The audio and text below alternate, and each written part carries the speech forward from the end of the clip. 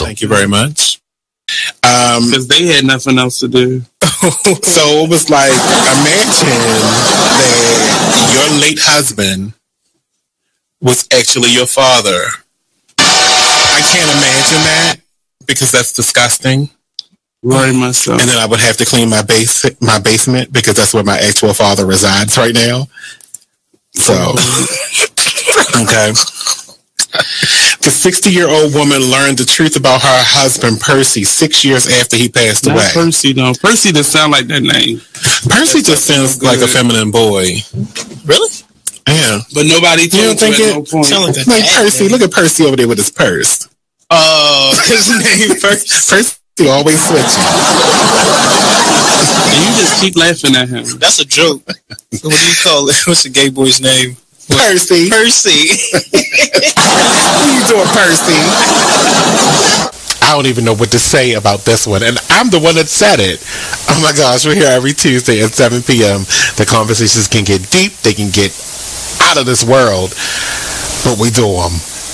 BeExposedRadio.com. Talk Lately, the radio show. You are listening to BeExposedRadio.com, the home of Talk Lately with Monty, every Tuesday at 7 p.m. Hi, I'm LeVar Burton, and I'm proud to be a book person. How do I choose a book? Sometimes it's the cover, sometimes it's the title. I guess I'm pretty visual. If a book's really impressing me and the writing is really good, I will peek and see what the last paragraph is. Because you are listening to BeExposedRadio.com. Alright. That's a good thing. Hey, we're here. We're back. Another Friday. On this King Porter Forever Friday. So you know what y'all know how I got to give it up. Please give my brother Jamel Raymond Bishop a moment of silence.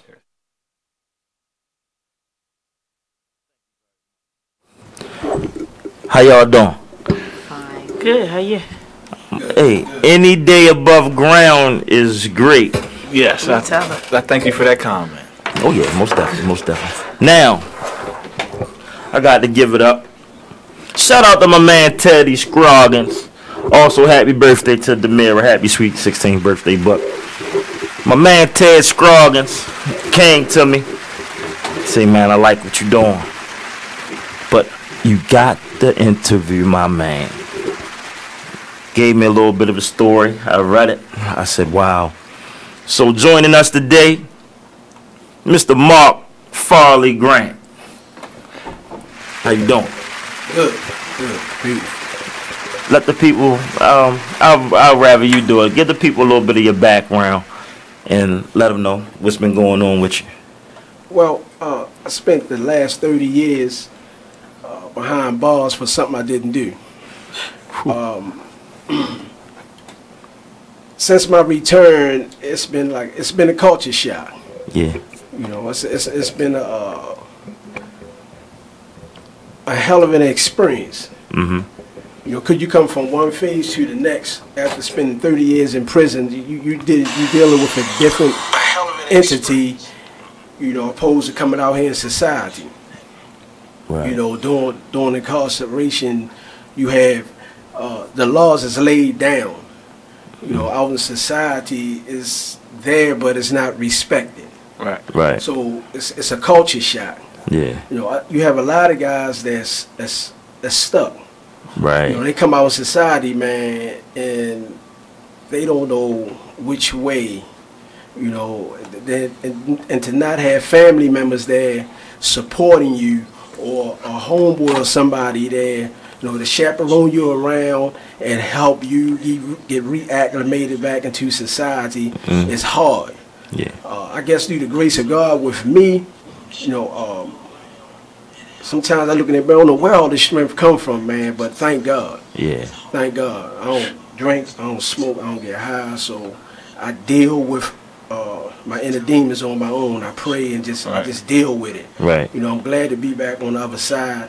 You know, I lost my moms before I got here. Okay. You know, even with tragic, dealing with family members, I have seen individuals commit suicide and everything during my incarceration. It's a psychological ride. It's a mental ride. Right. And at times it can become physical. You know, but like I say, through the grace of God, thank God that got me through what I was going through. Yeah. You know, I ain't had no problems during my incarceration. I had a lot of respect. I earned my respect. Right. You know, I stayed in my lane, did what I was supposed to do, went to school, and I just dealt with my frustration. You in prison, you around grown men, like I expressed on another interview. I mean, old men, man, like your father's age, great-grandfather, grandfather.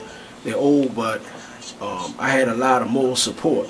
I had a lot of guys that really just took me in, you know, and that was a good thing. So they kind of raised you up while you was in there, looked out for you. Yeah. Gave you a lot of knowledge. Yeah, most definitely. That's a good thing. Well, That's a good thing. What age did you go in? When did you get 14. out? Goodness gracious. When then a teenager came on the man. Yeah, but you know, before that, I spent like 9 months in a juvenile facility. I came home and I was only home like 2 months before I caught this charge. Okay. So I was in society. I mean, well, I lived like 13 years, almost 12 years in society. The rest of us behind bars. Was it tough as far as? Well, let me ask you, how did you? It take a strong individual to be down for that long and stay conscious and focused. Did you have like a routine, like just to try to help you with your time? Yeah. I read. I went to school. I prayed. I stayed working out, playing ball and baseball and stuff like that. Things like that to keep your mind off society. Yeah. You know, before my mother passed, I guess there was a time when I was down in Jessup. We was going through it over the telephone. You know, Ma, you gotta come on, you gotta take care of this, take care of that. Yeah. And she was like, boy, what would you do if I wasn't around? I said, I guess I had to do what I had to do as a young man and go on and proceed with my life. Right. Yeah. Well, do that. You know, she had helped me along the way, along with the guys I was doing time with. You know, it helped me with my growth and development, the do's and the don'ts, you know, during my incarceration. I was in the free spots. I was like all over the Division of Correction. Yeah. Okay. Where did they release you from? Back to the pen. But took you around the world and brought you back home. Yeah. That's all right. Okay. I started off in the pen, and then when I got released, I came right back to the pen. And it's like pre-release or something. Yeah. I know they tore down BPRU. My father was a counselor there for years. Yeah, but that's, man, I would like, you got a story, and like, I say, I could see this in the, you thinking about a book or writing a movie? She stay on me about that concept. Okay. Yeah. I'm gonna let you introduce yourself. I'm Karen. I'm his best friend, his partner, his ride or die chick. He fighting, I'm fighting. That's just how it's going. Yeah. Shouts out to Karen. Shouts out to Karen. We need That's more what's Karens. up. We do need more Karens in the world. And so you were here for the ride, pretty much? No? Actually, I've been knowing him for a long time, since I was 12. Oh, history.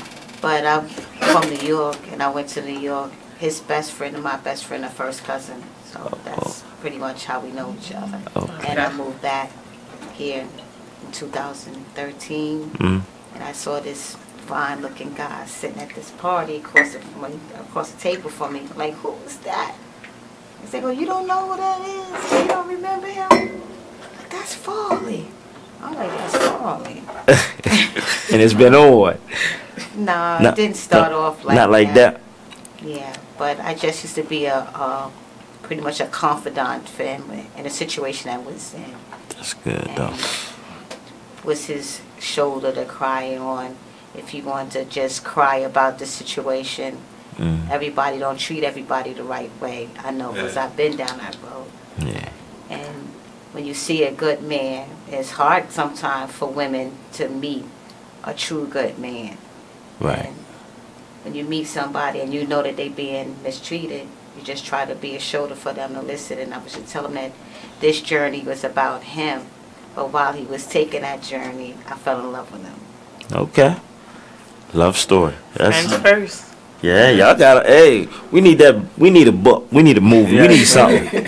And Miss Kern, we need your entry in it too, we need you in it too, because you a part of the story. I tell him all the time that, you know, he get in his way. I've never been with somebody that's been incarcerated for 35 years, and I can't imagine, I can't say that I know how you feel. I've been in your shoes.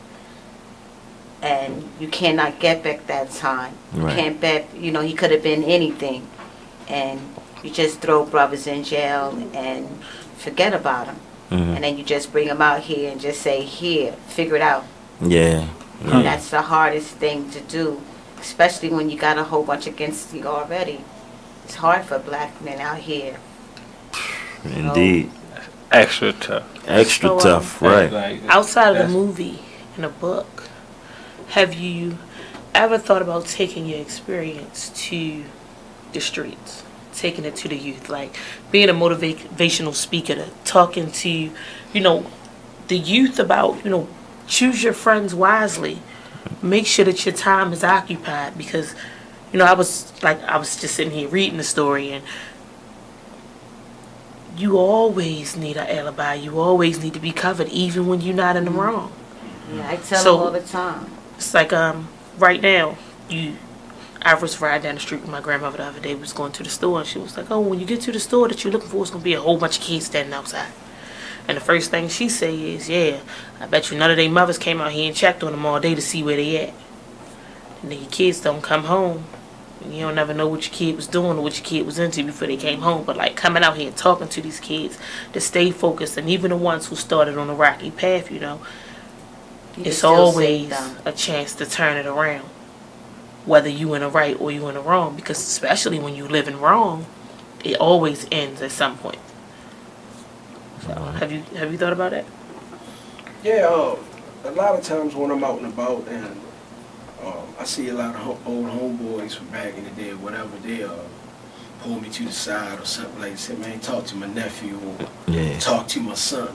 There was one guy in particular that he don't play no sports, but his son was like a little he was like a little phenom with that basketball. He was like 11 years old, nice with it. You know, I had a basketball in the trunk. I gave it to him, man. Hey, go with that, man. I don't play the way I used to, but hey, it's yours. And he said, "You think you can work with my son?" I said, "You know, I probably wouldn't have time, because I have other things that's of importance. I'm not saying that your son is not important. Right. But he's going down the right track. Right. That's, man, I can understand that. You got so much of your own life to catch up. Yeah, true. So I'm sure some youth can you know, relate to a story, and they would love to hear from you. Honestly. You might set that up. I work in the school system. I'm at Harbor City, so hopefully when school start, I would love to get you in there to talk to a lot of them. Like, it was a culture shock for me working there this year. I saw a lot of different things, I would say that. But I would love for you to come up. And I know it's not a problem to get you to come up when school starts. I mean, that would change my mind as a young dude automatically.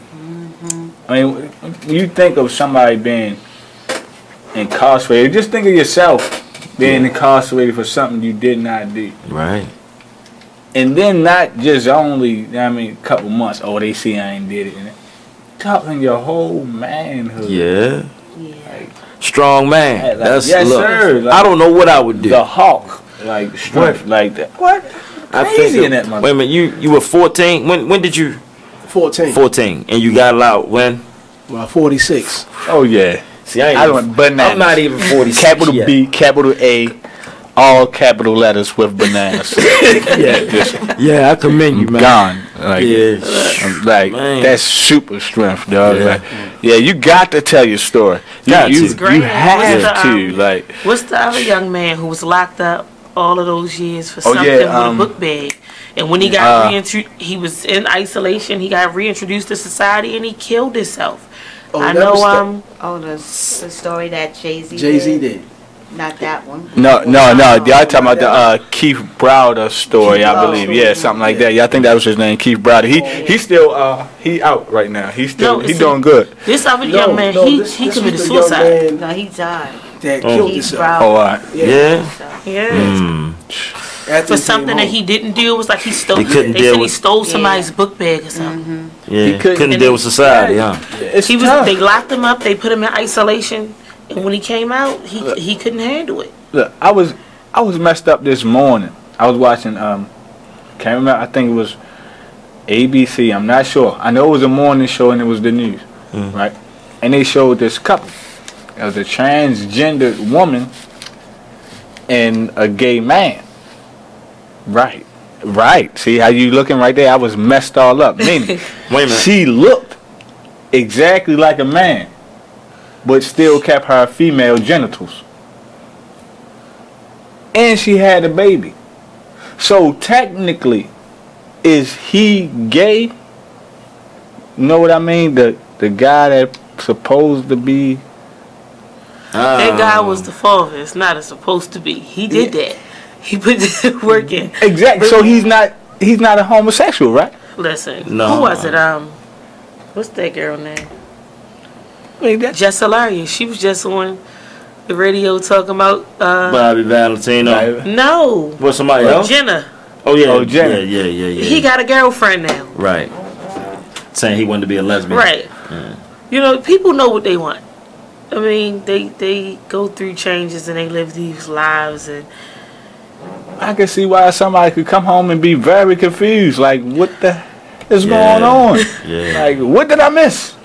Everything. I'm missing stuff right now when I'm not incarcerated.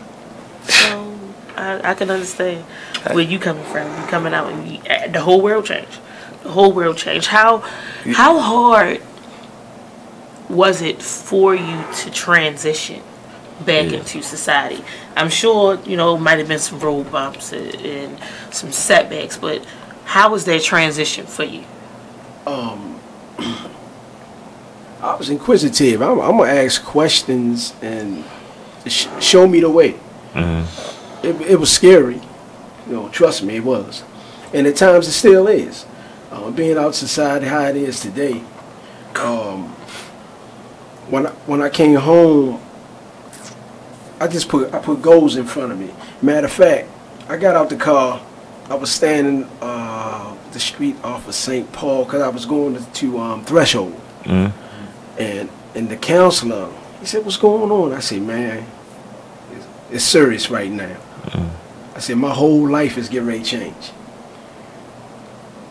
And I kept a lot of stuff to myself from my lawyers, because if you knew my family, you'd be like, "Oh, he good. I mean, that's their thing. I love them.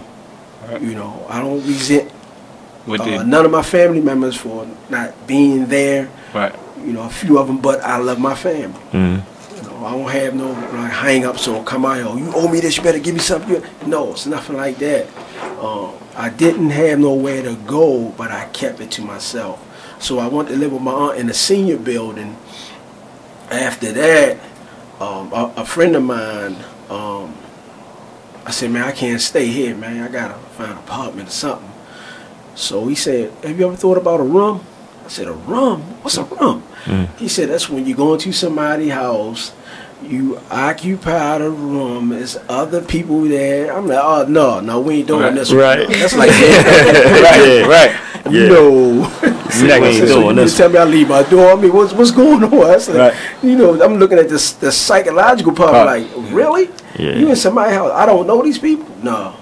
And then, but they convinced me everything was going to be all right. So I was on North Avenue between Bentlow and Smallwood. Oh, okay. And at that time, it was 2012. Oh, yeah. All I heard was gunshots. Yeah, and then he had a Jamaican spot down the street. I didn't know. So I worked in Pikesville cutting meat at 7 Mile Market. Still do. So I should get up like in the wee hours of the morning, get ready to go to work on a Sunday. I'm hearing gunshots, boom, boom. I'm like, what the? And music and everything going on. But then I shut the spot down. Somebody got killed down there. There was so much stuff going on around me. You don't know what's going on. Yeah, like I don't know what's I'm back in the hood. Yeah, yeah. So, like I said, I put goals in front of me. I said, well, I'm gonna get my permit. I did that. I just want to get my permit. Right. So I turned around. I said, I'm gonna get my license. Never drove before a day in my life. Say I'm gonna get my license. I pay attention to detail. A few homies say, look, come on, man, drive the car. My sister used to come pick me up, take me to work. Like, you drive to work. Right. No problem. Yeah. I got my license. It was like it was a blessing, man. It was like weight. It was like a lot of weight on my shoulders. Then like it was relieving. My license. But at the same time, check this. My niece learned how to ride a bike. Okay. Right. So me, my niece, and my brother, it was like a celebration. Right. Ain't nothing wrong with that. What's up, man? At all. Yeah, because he was telling me, he said, man, what car was you using? I said, I was using a Honda Accord. He said, you been driving the Max? Man, come on, man. So I was so happy that when I pulled in, I left the car on. I left my car on, man. What's wrong? We laughed about it, man. We had a ball that day. It was enjoyable. It was very enjoyable. That's good. That's good, man. I was really looking forward to, like my mother passed before I came home. I said it was all in my mind. Like when the case started really opening up, and all the brothers in the joint was like they was into it. They said, "Yo, you gone, man. You getting up out of here." And being in prison so long, and sometimes you have that glimmer of doubt, and you like, man, I got to see it to believe it. Right. Really, I want to see this. Yeah, because it's like you in a dark room, and you see the speck of light. You know it's there, and you try to reach out at it, but you like, and you keep reaching until the light just get bigger and bigger. And it's just one of them things, man. I mean, to be back into society is gratifying. It's the experience is beyond, Right. It's like I'm relishing this. What you dislike the most, like slang wise or culture wise, like music and clothing, What did you come home and was like, oh hell no? My mother was fashionable. Right. So the Izod and all that. We had that when we was younger. Right. So you all right.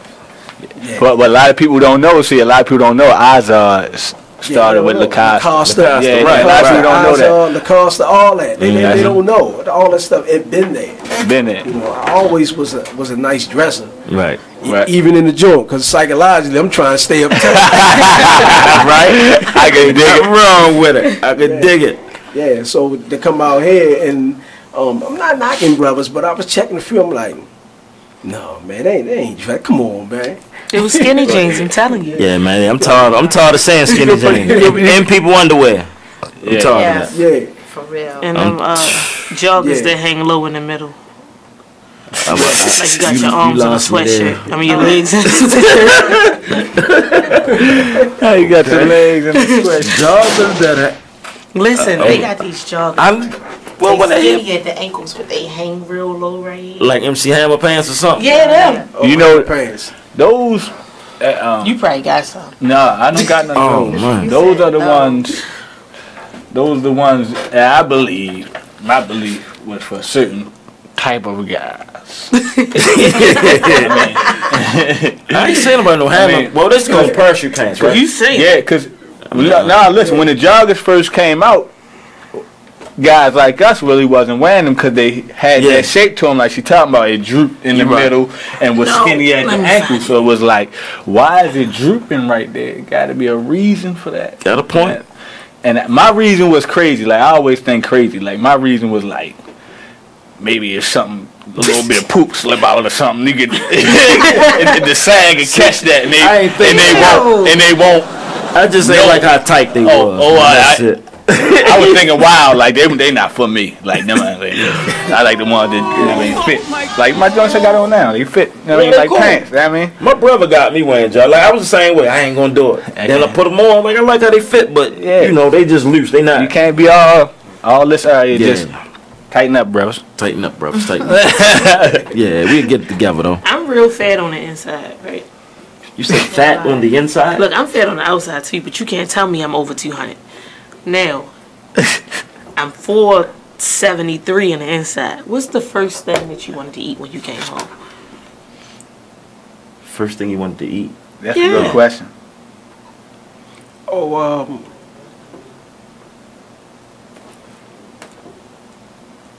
I'm not gonna say this. Yeah. Chicken. Good answer. Good answer. Bring the answer. Yeah. Good answer. I like that. Okay. Chicken. Tell me it is what it is next time. That's how you gotta tell them. Woo! I thought we was about to hit the bell again. Yeah. Hey, this is it is what it is radio, but I like that answer. Chicken. Yeah, that was a great answer. Chicken. Great answer. That's good. Anybody want to call up and talk to Mr. Forley? 410-702-5657. Nate has joined us. Hey, Nate.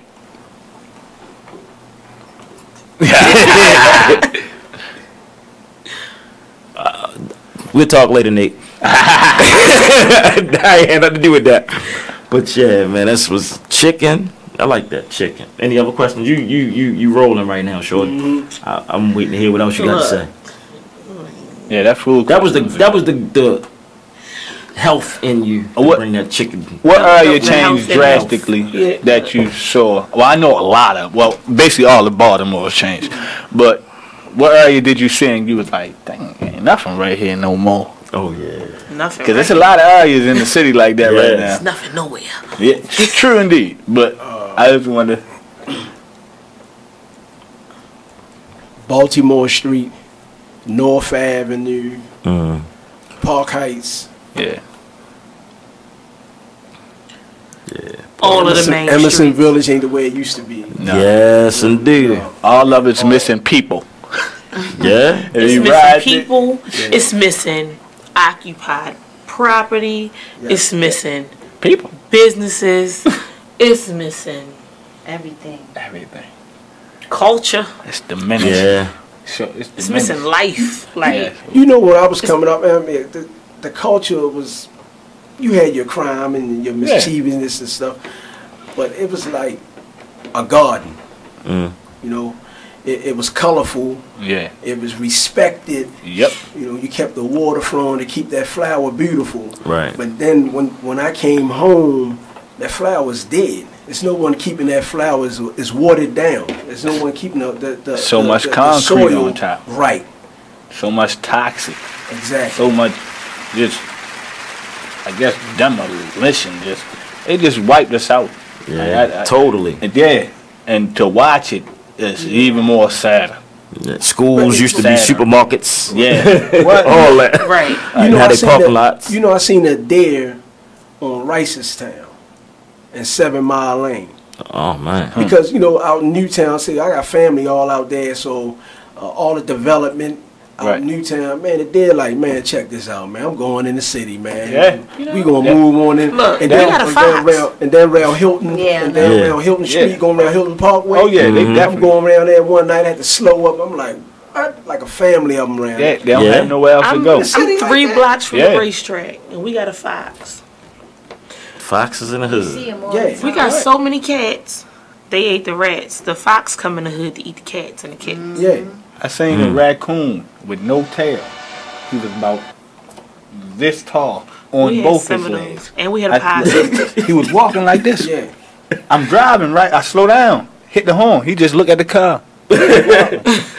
Like, we sharing this area. Like, I ain't giving us no more woods or nothing. I mean, come on, man. Because they cutting down everything that they had instead of rebuilding what's already there. You trying to move everybody out. What about the people that's in? Yeah, what about the no. We're gonna knock down the houses. the building structures here cannot be duplicated. North Avenue alone, the vacant properties is more valuable than the ones that's occupied. Just because of the structure and the type of stone and the marble and the work that they put into. Correct. The joint on North and Broadway. I would like to do something there. The big building on North and Broadway. It's on North, but off of Broadway that's been condemned for years. Right next to the Black. I know exactly what you're talking about. Well, on the other side. On the other side, yeah. That's been sitting forever. And they gonna sit. Yeah, they wait. You know what they doing over there. John Hopkins owns They it. steal all the copper, and then investors like, oh, it's gonna cost too much money to put the plumbing back in there. Yeah. No, it's not. It's No, gonna it's cost not. you too much because you're not trying to invest in it. But if you knew how much that piece of property was worth, then you would make that investment. Right. Everybody want to throw up some walls and put some paint on it. I have a question though. Who make laws? Well, I don't know what the laws is until I get pulled I mean, who make laws? Well, To bring about a change, who make laws? We do. The people. Yeah, we supposed to. Yeah, we don't have the backing, but we bring it to the Roland forefront. versus Grant, people versus state. We make laws. We do, but the thing is, a lot of times when you try to put these laws into action, you have to have a petition signed by so many people before they even decide to sit down and look at it. So if you're not going to go out here and be active and make whatever your purpose is known, then you're not going to be able to have access to those people to sign those petitions, to even bring it in front of the representatives, to bring it in front of the lawmakers. True. So you know we lacking? Stokely Carmichael. Yeah. He did the same thing for Martin Luther King. So Stokely Carmichael went to door to door with the petition. Yeah. Because people were scared, and they still are. But the thing is, they were scared of them people's back doing, all the racism and how the white people was treating the black people. But now today, we scared of each other. Yeah, we scared of each other, and also a lot of us scared. Like you said, if I stand up and Tyree like, nah, I ain't standing up. It's a possibility they kill me. So now I gotta think like, am I gonna stand alone? No. Is my voice gonna be heard enough? No, I'm not. What I'm saying, like, I believe in what you're saying. I want us to come together and do the petition and everything. But like I watched, like you just said, Martin Luther King, he got assassinated. Then Malcolm X, he got assassinated. Then they just killed Prodigy. So it's like, you either go hard or go home. Who's gonna like a petition, not to me personally, a petition not gonna get it. We got to go hard. Yes, we got to go hard. We got to not buy this, not buy that, not you know what I mean. Thing is, we as black people, we stand together for a minute. In a tragedy, we gung ho. For other things that's right, it come and go. It come and go. Yep. It's like all the time. Yep. It's like a wave. All the time. Like he said about, going door to door to knock on the door. As a people, it don't matter how long you live there, we don't even feel safe in our own communities when it went from your neighbors helping raise your children and you can leave your door unlocked to who's knocking on my door because nobody called me before they came. Looking out the bathroom window, looking out the peephole, peeping through the blinds. People don't feel comfortable in their own homes and their own communities, and it's not necessarily because of what they did, and it's not necessarily because of the area that they live in, but we all got somebody in our family who's living a life that we don't know anything about. It's just so because people don't care no once more. This is the new thing. Oh, he was such a good person. He didn't deserve that. And he just robbed 3 niggas, set somebody up, that somebody's girlfriend tied up across town. You didn't know about. And y'all don't know anything about that. The only thing that you know is he's a good father. Right. Oh, she was a good girl. All she did was take care of her kids. Whole time she just set somebody up. Right? People have whole lives going on out here, and because you're not open in the family dynamics aren't as close as they used to be. So you can't go and tell your grandmother, Grandma, I did this, because back in it, my grandmother used to keep a pistol in a bra. Damn, Grandma. And shit, look. But yeah. Who that? You better announce yourself when you come in this door, or I'm gonna shoot you. Right. Well, I'm gonna shoot you back. Well, we gonna be some shot up in Memphis in here, and that's the type of grandmother that I had. But that's the same type of grandmother that you could be in trouble and go tell your grandma, I'm in trouble. Even if she wasn't that type of person. Families used to communicate. Yeah. You always knew what was going on with the next person. You could always know what Jim was doing Because if Jim needed somewhere to go, Jim would come to your house. Now, yeah, he be over here later. And they gonna make that phone call and they gonna turn you in. And they still ain't gonna get the reward. Right. But you don't have anything to fall back on. So everybody's scared of everybody and everything that's going on around. Nobody can be trusted. Like, exactly. He had put a little word out. You know, I just want to people maybe write a letter to the governor. It's not a big thing. A letter, a pen and a paper. You know this brother, the people that you knew him since he was growing up, and a small letter. The address was given to you. It wouldn't hurt, but everybody just get wrapped up in their own thing, and your stuff is not important. And it's just like, these are supposed to be your friends, or your friends that know your plight, that know the situation. Right. Dear Governor, my friend Mark Grant, X, Y, Z, X, Y, Z. If you get like 1 letter, 2 letters, 1,000 letters, 100 letters, somebody got to really look at it. But if you put it out there and people are like, yeah, man, my nigga, whatever, I got you. It goes like this, over the head. Yep. Right, go straight over the head. It's like out of sight, out of mind. If it's not directly affecting me, what do I need to worry about? So I try to tell them, just always know you always winning, no matter what. Just got to believe and have patience that something is going to come out of this. You didn't make that travel for 30 years for nothing. And sometimes I always tell them, maybe you was removed from this society for a reason, to save you from something else. Yeah, that was my next question. At 14, you know, when you're younger, you tend to have a clique. You got a lot of friends. You got a lot of homeboys. 32 years later, how many of them friends still here? Oh, it's a lot. But it's a lot of my friends that have died and passed away. During my incarceration, you had guys that would come through like on violations and stuff like that. They be like, yo, man, you always uptown getting that money. They doing it. That's their thing. Yeah. You know, I don't have nothing against them. That's their thing. I was never the type of person that was hating on brothers from what they was doing because they didn't get at me. Right. Not me. I wasn't raised like that. You know, my mother was college-bound, street woman, you name it. You know what I mean? You name it. You know, that was like her sons, man. To our mother, that was our rock. Yeah. And she taught us a lot. You know, she taught us a lot. So I'm not saying that my father wasn't there, but it was moms, man. You know, like 75% of us is raised up by our moms. Right. But it's how your mother raised you. Yeah. You know, exactly. It's what she instilled in you, man. That integrity, that honesty, that loyalty, that strength. Right. You know, things that'll get you going. That education. Yeah. My mother always stressed education to all of us. At one point, I thought I was a dum. I'm like, man, what? You know, it took me to go to prison, like to really look at my self-worth. I'm like, man, I'm smart. Exactly. Yeah. I'm not bragging. I'm smart. Yeah. There's nothing wrong with that. All right, we gotta go to a break, y'all. We'll be back. It is right what it is. Radio. Don't go nowhere. Call in when we get back. If anything you need from us, let us know, man, or let me know.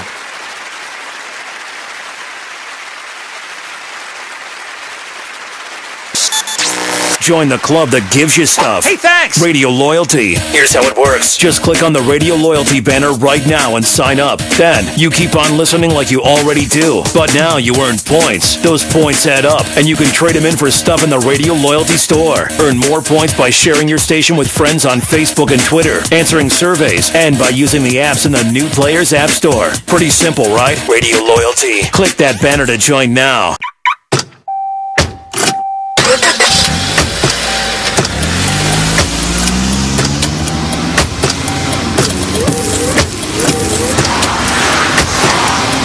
Driving has a rhythm all its own. Don't wreck it with a text. Before you get behind the wheel, silence your phone. Or better yet, designate a texter. For more text-free driving tips, visit stoptextstoprex.org. Brought to you by the Ad Council and the National Highway Traffic Safety Administration. Green light. Hey girl, school zone. I'm getting hungry. Car changing lanes. You want to meet me for pizza? Stop sign. Intersection clear. Yeah, street. Pizza sounds good. Ballin Street? Girlin Street! It's hard to concentrate on two things at once, like texting and driving. Stop the text, stop the wrecks. How will you stop texting and driving? Tell us at stoptextstoprex.org. Brought to you by the National Highway Traffic Safety Administration and the Ad Council. Even as a comedian, if I say a joke and it just might not fit your cup of tea, but it's mine, that's what a comedian is supposed to do. But people forget everybody's not going to find your jokes funny. They better find mine funny. But they forget that, though. They really forget that. They forget that but it's your view. That's why they didn't fire her. Yeah. Because her viewpoint is controversial. Her view. That's the view she sees. Right. Everybody is clear to her. Like they did their reaction to cellophane. They did the reaction to the Chris Rock Oscar, and they were talking about Stacey Dash, and I don't think she agrees with Stacey Dash, but she pointed her out as somebody who has an opinion that's just different from everybody else's. Her opinion is just stupid, though. Stacey Dash she's like a Dash. Let's just move on. I think she's intelligent, but her You're still going. opinion. We're gonna move on. Stacey Dash doesn't need to be talked about. She's irrelevant. You said her name like 3 times already. She's irrelevant. I said it once. Dash. Dot. So, I couldn't have meant that more. She is so irrelevant. I'm not even going to say her name. But we're here every Tuesday, and we talk about people just like that. I'm a retired teacher. I'm 91 years old, and this is how I live United. I say retired, but not really. Once a week, I read books to children as part of United Way's education program. Reading to a child creates links between language and literacy. It creates a bond between grown-up and child. And believe it or not, it prepares them for a better academic future. Oh, we read about frogs and flies and pigs with wings, all sorts of juicy stuff. It's a joy to watch all those little faces. I figure I have the time and they have the need. And I've always believed that if we're not here to help each other, then what are we here for really?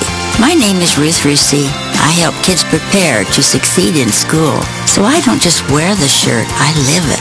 Give, advocate, volunteer, live united. Go to liveunited.org. Brought to you by United Way and the Ad Council. My name is Meera Batra. I have been in this country 32 years, and this is how I live united. America has always been the land of promise, and in my community many families have come for a better life. Coming from another culture myself, I know the desire to become part of a community, to feel at home and to gain the tools for our children and families to succeed. So I advocate for these families with United Way. United Way empowers them to look beyond their histories and to see what opportunities are available. We help them get involved with their kids' schools, network within the community, and when we do, we unite them. We make the community stronger. What I do is something I wish someone had done for me, and I am so grateful I am able to. My name is Meera Batra. I help families see opportunities and succeed. I don't just wear the shirt, I live it. Give, advocate, volunteer, live united. Go to liveunited.org. You are listening to BeExposedRadio.com. Back again. Thank y'all for tuning in. Word is bomb. Got some love over here on the check-in. Word is bomb. Another one? Double. Okay, no, I just felt when I... Alright. I'm going to copy that later. We ain't take your whole party over there, did we? Yes, she did. No, I pulled some of the cranberry juice. Okay, we're back. I'm sorry. Catching up with Mr. Grant.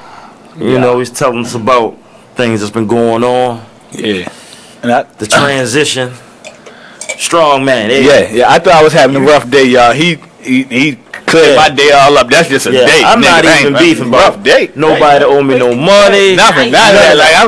I'm good. Smile. I appreciate you. First of all, his energy though. This brother is tough. And his energy brings so much calm to the room. Yeah, he did. Right. He's so humble, y'all. So humble. Whenever you want to come back, feel free. So people need to hear you want to bring the swab. not only your story, but your presence and your energy is so positive. We can use that. So but we haven't had it in Mikasa Sukasa. And how long? 30 years. Yeah. We haven't had your presence. You feel me? We haven't had the chance for like she said, for you to grace our presence with the calmness. You got everybody here feeling calm and cool. You know what I mean? Like you ain't just do 30 smackaroos. Yeah. And I was just going through a rough day, but talking to you, man, rough day. That shit. Yeah. Look, we was just complaining outside. Yeah, exactly. Look, like to that person, you've been saved because I'm on something else. I'm keeping it real because I was on go mode.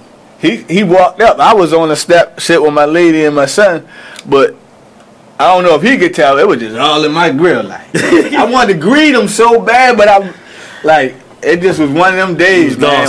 Yeah, man. And like I go through it. You know, I go through. I'm human. Right. I mean, we all do. She bring me back down to earth. I got some true homeboys for real to bring me back down to earth. They will. I call them up or something, man. What's up? And you need that. Yeah.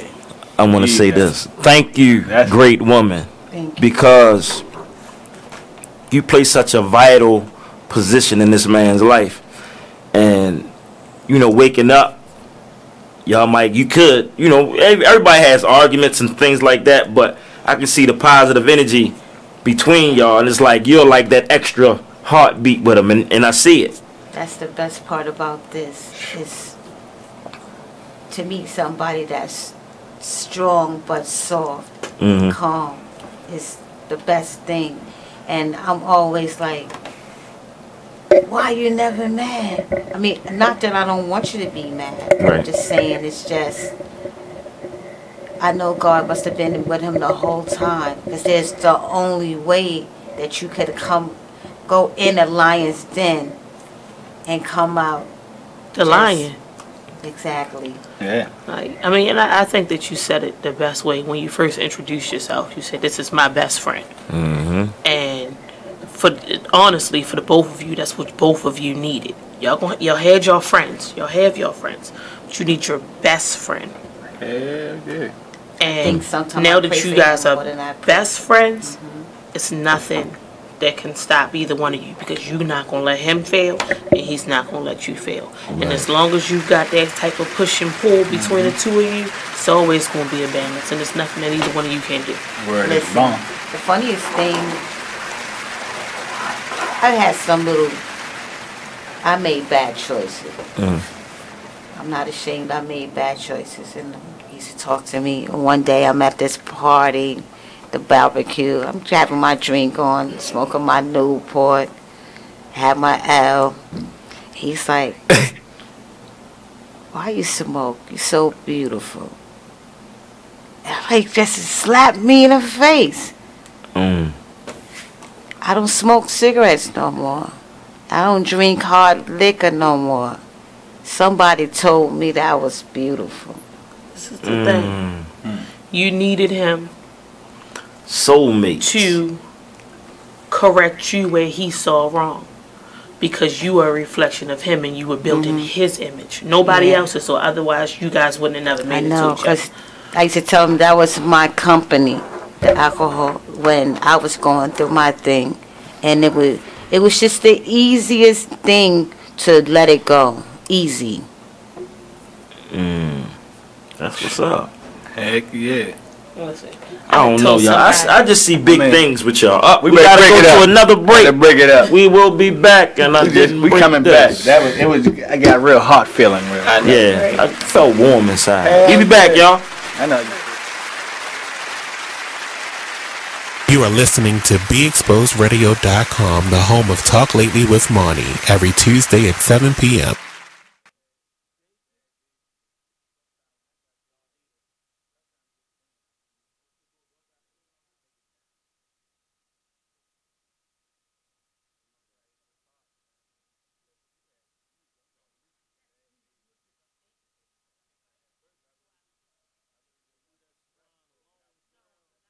Check out What You Missed on Be Exposed Radio. Listen to Elizabeth Warren talking about Black lives and Black life. Police are not occupying armies. This is America, not a war zone.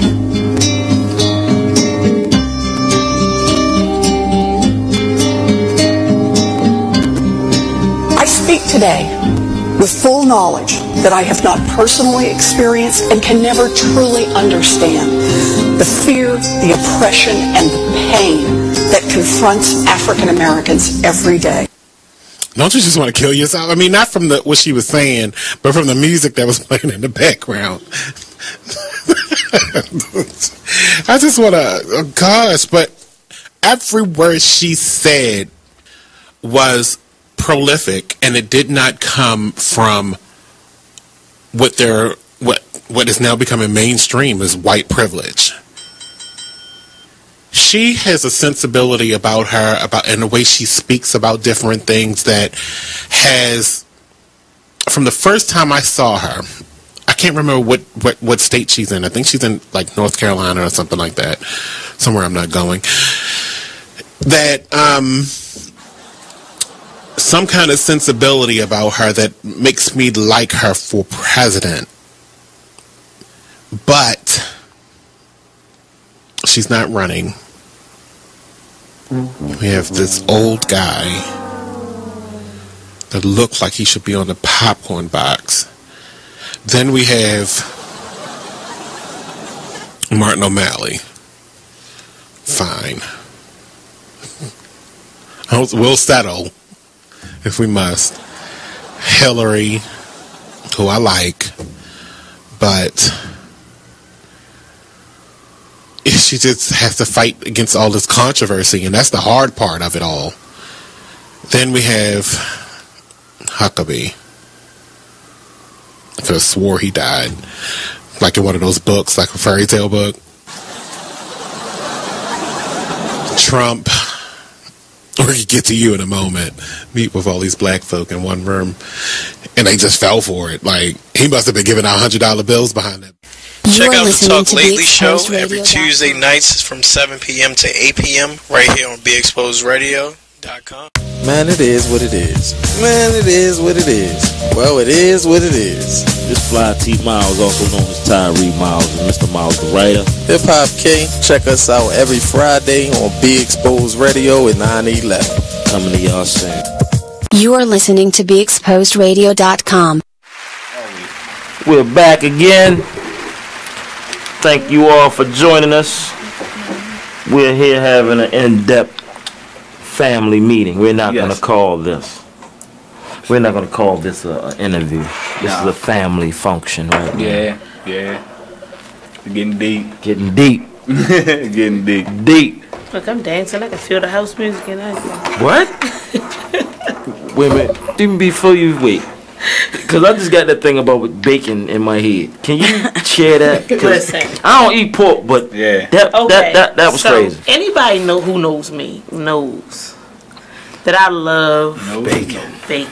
Yeah, bacon. I'm talking about slab bacon, maple bacon, spaghetti, smoked bacon. I do not put bacon in my spaghetti. I know. I don't know what that was in your spaghetti that day, but it was good. I don't eat bacon though. Who does that?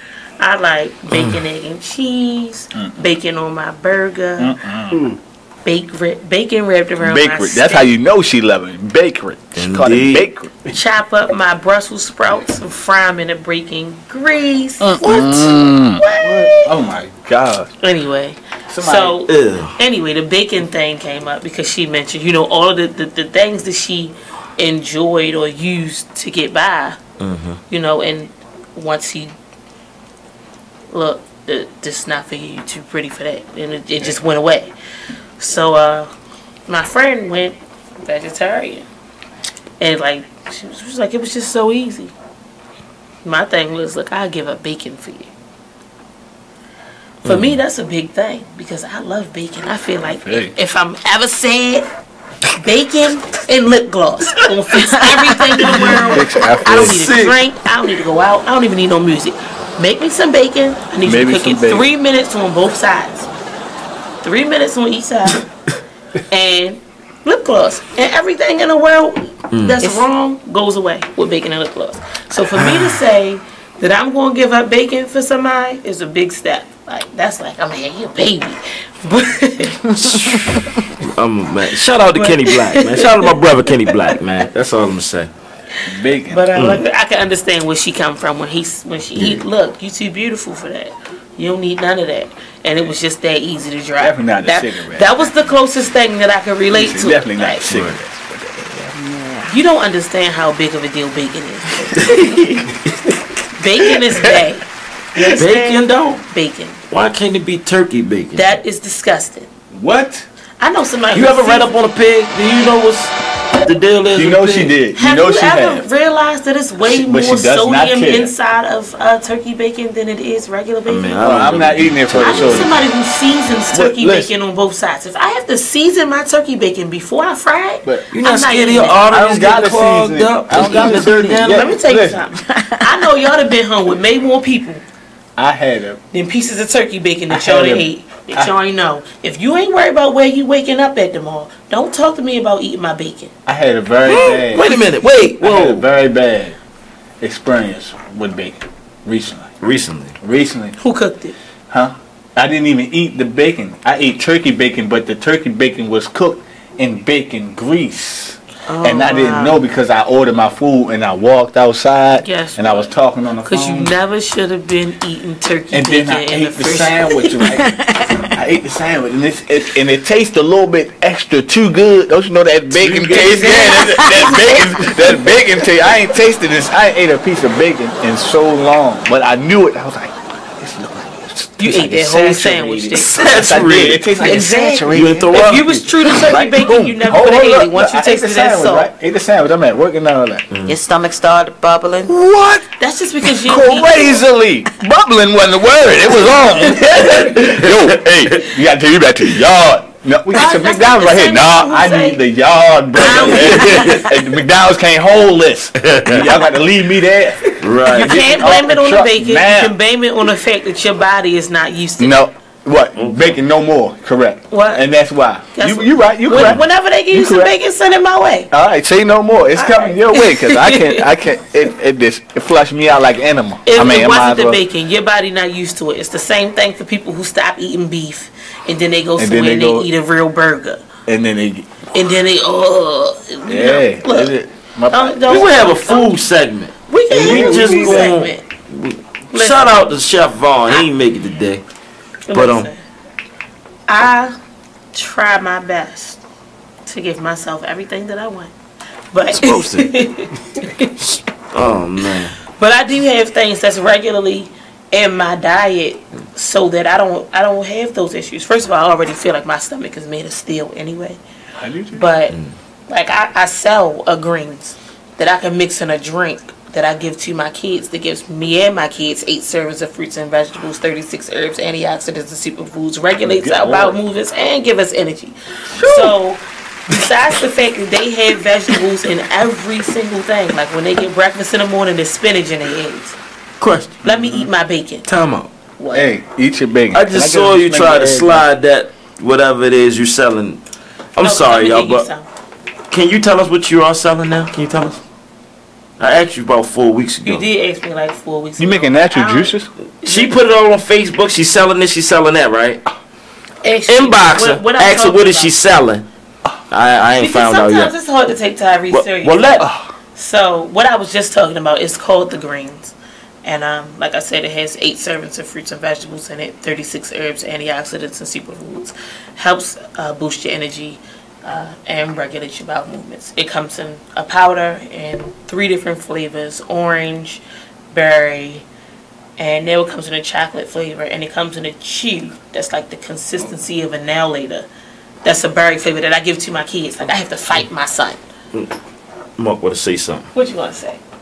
If you didn't say them kids, but I'm gonna say that sound like a Viagra drink. Yeah, don't it? It regulates. Come to get you going. Builds the energy. Regulates sperm. Hey, she got it, y'all. Do you have any samples with you, man? Yeah, I need to hit that tonight. Do you have any samples? In the car, honestly. I I can. If not, then I can link up with all of y'all this sometime this week, so y'all can try something. Like I said, I give it to my kids. I mix it in apple juice, orange juice, white grape juice, cranberry juice, tea. You can drink it straight with water. Okay. Is it pork hungry? It's no pork in it. That's all I want to know. That's all I want to know. Because you'd be surprised. GMO. Like pork is in a lot of stuff. Yeah, swine. I ain't say it was a jelly bear, gummy bear. I bet you eat gummy bears. I used to. Fruit roll-ups. No, I used to. Until I found out pork was in it. I did. I was hurt. I really was. I'm quite sure you were. I used to love gummy bears. I love gummy bears. The kind with the salty sugar. Whole bag. The giant bag. Yeah. You guys are going to memory lane. That's why y'all got to eat Welch's now. Just Welch's. Welch's. Yeah, those are good. The juicy juice. See, I ain't got Wick well, I didn't get Wick, but Wick hasn't been in my household in years. Right. I used to have all that juicy juice back in the day. See, people used to be scared of ice. Man, you know what, Tyree? I'm gonna make sure we don't got nothing to drink. Just got juicy juice. I'm gonna wrap you. Where's the can open? Yeah, I'm gonna wrap Crack you out. that juicy juice. No, you don't. You talking about rat? You don't need a rat. I don't have a gun. Excuse me. Don't do that. What's that? I'm gonna hit that for you, bro. Look, one more time. Wait, did you just try to stick it in your chest? I'm sorry. It's not about me. I'm sorry, Mr. Grant. We be tripping over here sometime, man. It's all in fun, man. It's all in fun. It's all in fun. Real quick though, back to you, Mr. Grant. Yes. For our listeners, anyway. For our listeners, if there is anything, even if it's just a motivation for you, a word of advice, anything that you can say to make, to encourage other people to keep going, whether it's a prayer that you say in the morning, something that you say on your way to work, that just help you push through, to make you realize how far you came, how much further you have to go, that there's no reason to quit because there's so much more life out here to give and to live, and it's so much, to give to other people, whether you're doing it directly or indirectly. What is it that you have to say that keeps you going, that can encourage other people to keep moving forward? That's a good question.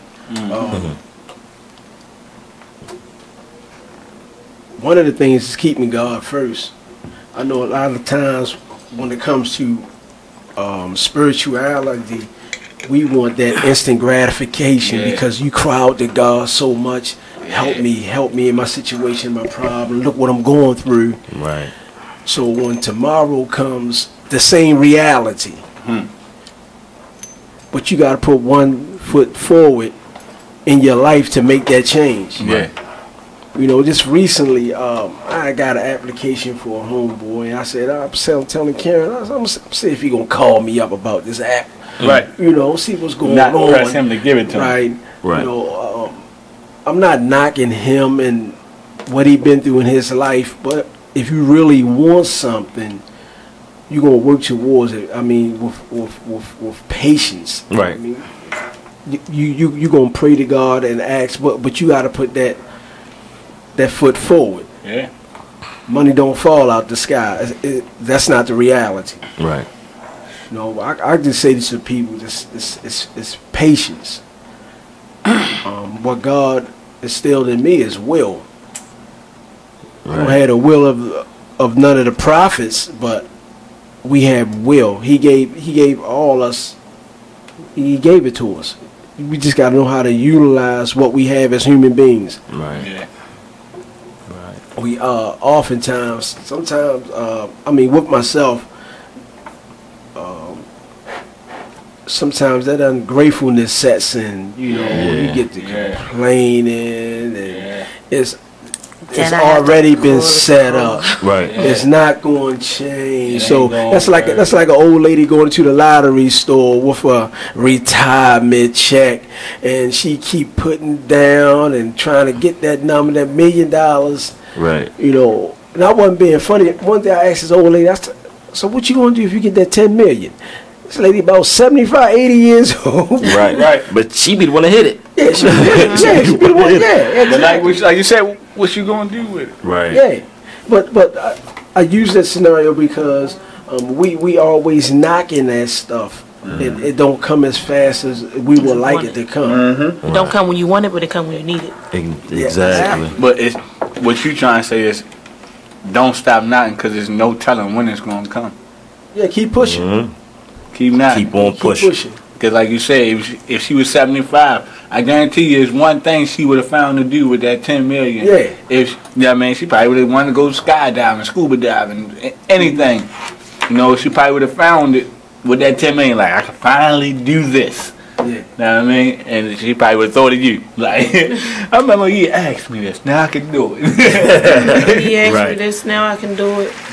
But I know when I'm gone, my kids gonna be taking. We be in the house, right? And I had so much vision. I said, I got all this vision, but no money to go towards this vision, because when you have ideas and stuff, you need the finances to push it. Yeah. But I be having all this. I be having stuff in my mind. She be saying, "Man, stop putting that stuff down on paper." Yeah. You don't? That was what I was about to say. Jot it down. It's here. I tell them all the time. Yeah, I understand. I was talking about that the other day. Yeah. Like, I was working on a book. There's some stuff that I got just all in here. I ain't even wrote it down.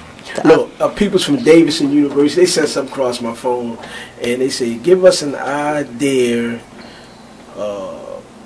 Something that we can go off of. So I'm checking it out. I said, damn, an idea. So I goes in Walmart. I'm standing in the soap aisle for like half hour. Girl said, "You okay? You need it?" No, I'm good. I'm good. So I looked at one of the soaps, and I said, "Wow, I got it."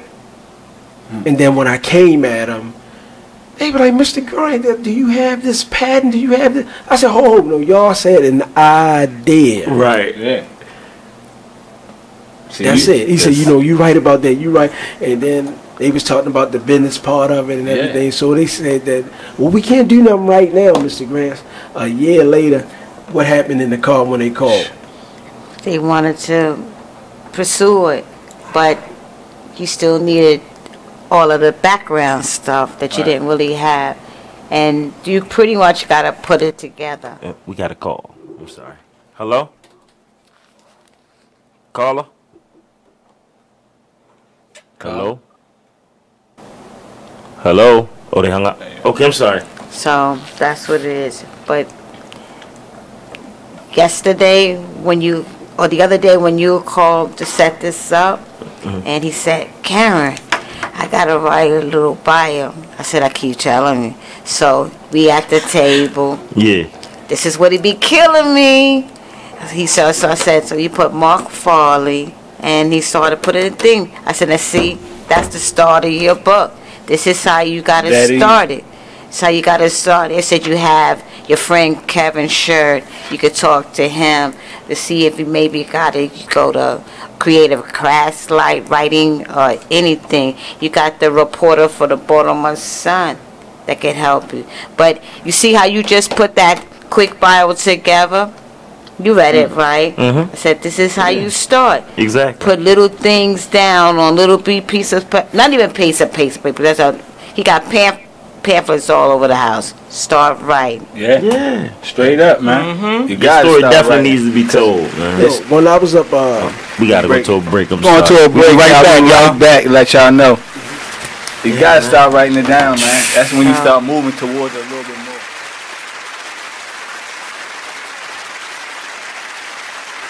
Check out this flashback of the Artist Exchange Radio Show on BeExposedRadio.com. If you had a dream venue, where would that be? Like, some people want to do Carnegie Hall or like a big stadium somewhere. I want to go with Madison Square. I wanna feel that so building. You just shoot for the moon. I want to feel it. I want to look out and just feel the vibration of all of those people there to be uplifted and all of that, because that's what I want to do for people. So are you dancing? Are you... I want to implement that. I think I want to start doing some blocking. Like, not like, tear it up. But just like a little 1-2. Hell, a little, not voguing, but kind of the essence of it. Very cozy and, hit the mark. Yeah, we're not trying to like bust out sweats. So that means you don't have the dance gene and you. I can dance. Okay, that's not what I was doing. I can dance, but I'm not, trying to get that. That's not my lane. I want to keep it really kind of a retro feel with like the new school with a retro feel. Like okay. Little Banji Soul. Yeah. You know people gonna start using that. Right. I'm And they Banji should. Soul, Little Banji Soul. Yeah. But just mark it so people know, like, this was mine. This where it came from. This where it came. Because, you know, people was queens out here now that was princesses last week. They was princesses before my album dropped. Now they queen or something. I'm like, pinky up. I cannot. The Artist Exchange Radio Show every Friday, 7 p.m. to 9 p.m. Every Saturday, 12 p.m. to 2 p.m. Real artist, real talk, real live. On Be Exposed Hey everybody, Radio. check out what you missed on the one and only Be Inspired Radio Show. Now here's one little speech I'm going to give you before I get into the next article. Here's what I want to tell you. Still, fear is big business. Fear is big business. I'm not telling you not to be alarmed by what you're seeing. I'm not telling you not to be concerned. What I'm saying is not to buy into the notion that we should be afraid. You should be informed. You should be aware. You should start educating yourself about some things. I don't have the solutions. I don't have the answer. I wish I could say that if you did X, Y, and Z, you might not get shot by the police. I wish I could tell you that, but I can't. But what I can say is just start making yourself aware of what's going on, but don't be so consumed by what you're seeing that you become afraid, that you don't want to go out. You become numb. That's a good point. You are listening to BeExposedRadio.com. We're back. Call us up, people. 410-702-5657. Talk to us. All right, we back. We were just discussing. I guess he was just giving the gist of how people don't like change. Is that what you were saying? Yeah. It was a book called "Who Moved My Cheese." Senator Broshin had sent me the books. He sent me "Move My Cheese" and "Animal Farm." Right. The book dealt with change because a lot of people can't handle change. Right. For example, let's say your grandmother been living on North Africa all her life, everything good. You come across some money, you say, "Ma, Grandma, Big Mama, let me move you out Owens Mill somewhere. I got something nice for you just to get you away from. I'm good. I like it right here. I've been living here all my life. Right. But it's messed up around there. Yeah. Right. The house tearing down. It's tore up. The paint falling off the walls. Right. I got you something. Right. Come on, let's ride with me on this. It's that change that people don't want to take. That it becomes stuck. Like, for example, a guy come home from prison. I'm not saying all the guys fall up under this category. But when I came home, we had a lot of the old heads. They was hunting me down. Right. What Forley at? Because they was hearing how I was doing. Okay. I had dudes that would chaperone me around, showing me things, the do's and don'ts and stuff like that. The hood, it changes, but not that much. Right. Yeah. But it changes. People changes. People grow old. People move on. And one of the culture shocks I did see, just the abandoned buildings and stuff like that. I know that was a culture shock. Yeah, most definitely.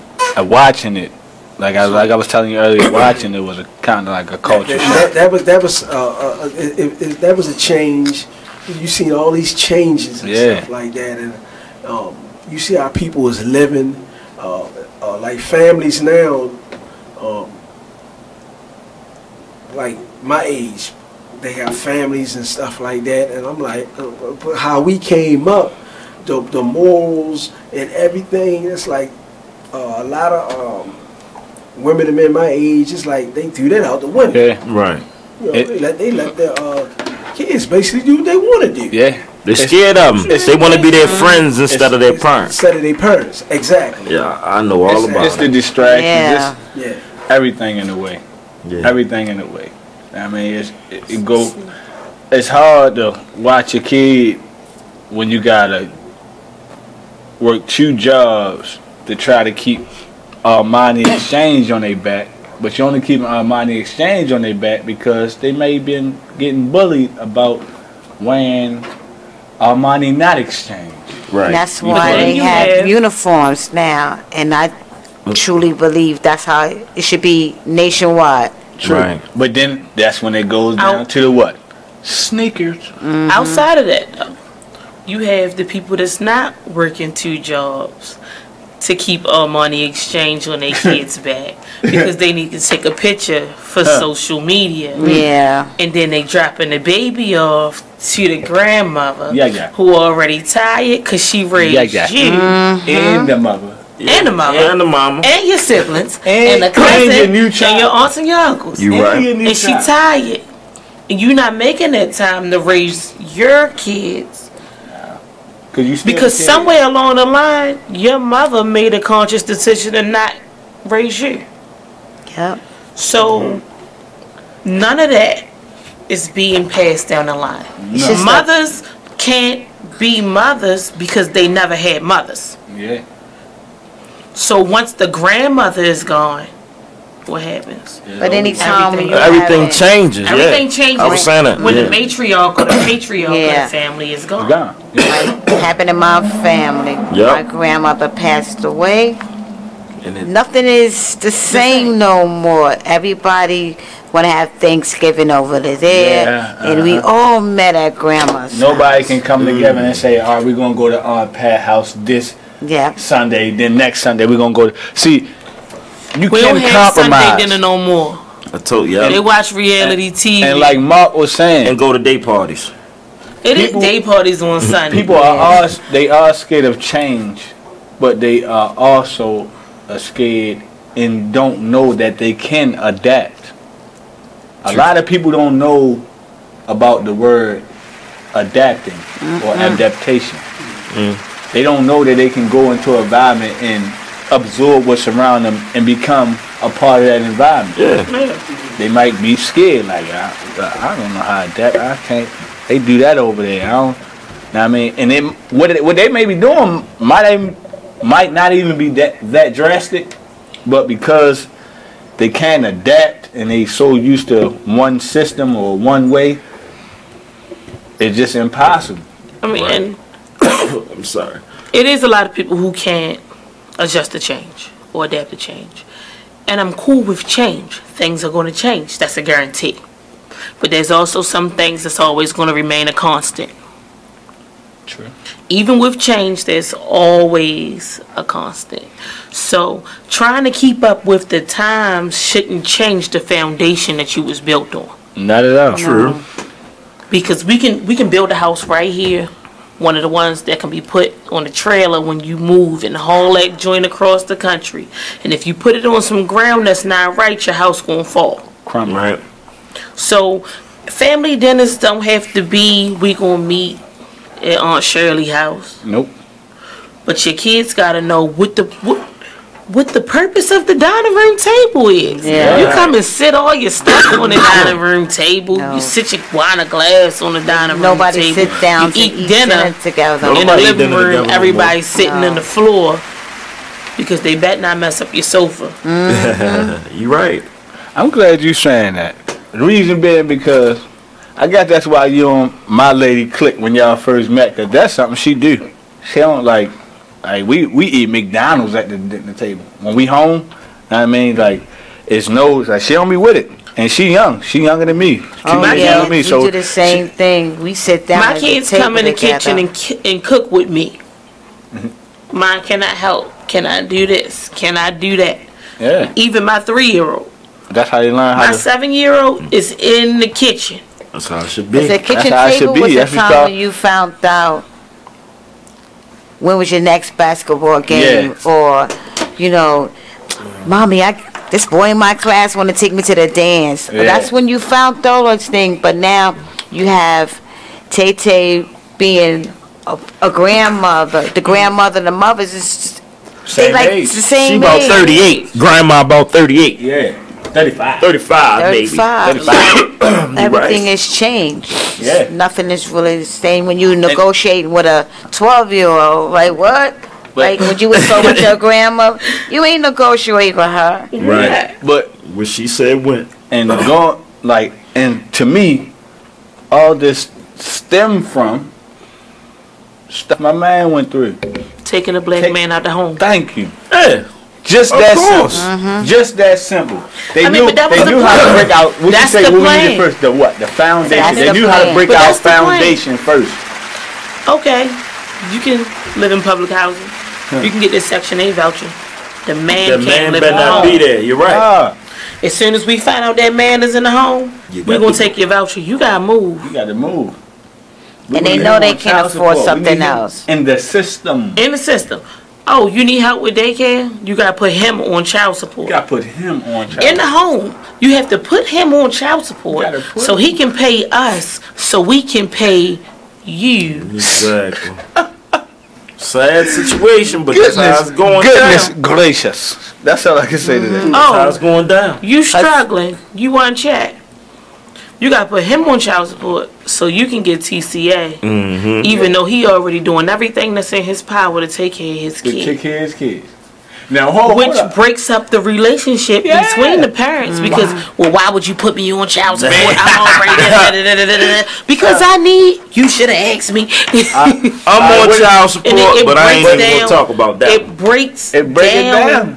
Then you, the man. Then you got to think about you what. stripping him of everything that he stand for. You're right. Simple as Because that. it's not set up for us to win. You're right. Never. You're right. Never been. guess what? Never was. I can't. But say we that. winning. I'm sorry. But Yeah, we we- win. Yeah, We definitely define. we are winning in the class that we think we are winning in, which is money. Okay, Yeah. we see. My thing is now because My happiest days I've been broke. I do want some. Yeah, I do want some cash. I'm not gonna sit here like a hypocrite. I like cash. Me too. I like going shopping. Me too. I love it. It's one of my stress relievers. Yeah, yes, indeed. I love going Indeed. to the mall. Yeah. What, man, what? I love going to the mall Mine too, and though. I buying ain't some gonna fresh shit. Oh Lord, that's a nigga dream. New pair of I'm shoes. gonna keep it real. Their shoes are just take everything away. Just take it all away. Just smelling it. Oh look, see you smell that tissue on that. You right, y'all know what I'm talking about. But but at the same time, it's like we value that so much, whereas though that's all we look at. You know what I mean? Materialistic items. Yeah. And shopping. Okay. I'll Yeah, go out I know. and I buy everything. I found And by the this time I thing. get home, I have I'm a like, question. I I'm have a taking question, all though. this back. I have a question pertaining to that. What defines a relationship? Woo. Woo. That's a good For a one. black man and a black woman. To me, bond. Yeah, bond. Word I would is say bond. that. A bond. Word is bond. I'm not saying If- you know if I the see- actual sample. If I see in my woman that, okay, let's say, for example, I'm gonna use her for example. Mm-hmm. When I seen her a few years ago, it was somewhere I was on North Avenue, and I said that, then I was like, oh, I was trying to holler at you then. She said, man, I wasn't trying to get with you because you was looking too fly. You had a little stuff going on with you. I ain't had nothing going on at the time. I'm just coming from New York. Right. I didn't have no job. And I said, I don't know what type of man you was dealing with, but it ain't had nothing to do with me. Yeah. Right. Yeah. Right. See, because a man, if you had a certain status in life and you see a woman like on a bus stop or walking, I see a lot of attractive women, they walk and then, you know, and you can tell a working woman. If that's your woman, So- you want to change that for. Right. So once you bring her on that plateau and build that up and help her get ahead, you helping her. You're not extracting nothing from her, but you helping her to gain things in life. You building her up. Yeah, building up. Right. So it goes the other way. Let me reverse it. A woman see a brother on the bus stop, a plumber, or whatever. Oh, he working in the market. He doing his best. What's she He don't have his finances is not like hers. So a real woman, she gonna build him up. She's not gonna extract nothing away from him. She's gonna help him Indeed. Exactly. Become stronger. Right. Yes. Indeed. And that's the point of the relationship. Yeah. You would make a conscious and genuine investment into another person, and that's where the relationship is built. I'm not gonna go into the What about trust? I'm gonna find me. I'm somebody got some money. I'm gonna play. I'm gonna mess up. Right. Mess with her. She's not looking for a relationship. She's looking for the money. Exactly. That's what I try to tell him. The relationship, even if it's for the money, doesn't have to be a physical relationship. Doesn't have to be an intimate relationship at all. It could be a friendship. You have friends that you can call, and your friendship is a relationship. Yeah, that's a relationship. But that's still an investment into another being. Yeah. I always felt you could love a rich man just like you love a poor man, honestly. And it's what you put in it is what you get out of it. No, it's not. You don't think so? You don't think so? Said, no, it's not. Why do you say it's that? Not. What you put into it, it's not always what you get out. You got a point. Why do you say that, though? As far as relationships are concerned. We like to use the term relationships are 50-50. But that's not true. Do you believe they're 50-50? No. All right. I don't either. They're not. Because somebody is always going to give more than the other. Genuinely, deeply in love with a person. Right. Just because they're in love with you too does not mean that they're going to love you like you love them. Understanding love languages. That's what I call it. Somebody is always going to love somebody more than the other. I tell them that all the time. Somebody is going to be groomed or trained or have more experience or less experience in that area. Right. They're going to know what it is that's needed to be put into a person, or how much you can take from a person, or it's a balance. Whether one person is giving more than the other, it doesn't matter. But it's always a balance. Now, that's like saying, okay, well, I'm going to go out here, I'm going to pull up one of these homeless women on the street, and I'm going to clean her up, I'm going to do her hair, I'm going to set her up for an interview. The only thing I want in return is a thank you card. And she never speak to you again. You don't always get back what you put in. You're right. So you can't go into these type of things expecting the same effort in return. Expectation. We were just talking about that. We talk about everything. It's like, y'all may need to get y'all on show. It's just sometimes a person will put too much expectations on another person. So I told him one day we talking, and we could build this.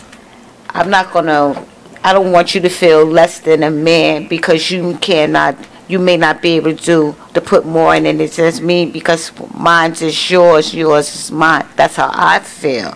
He doesn't necessarily have to feel that way.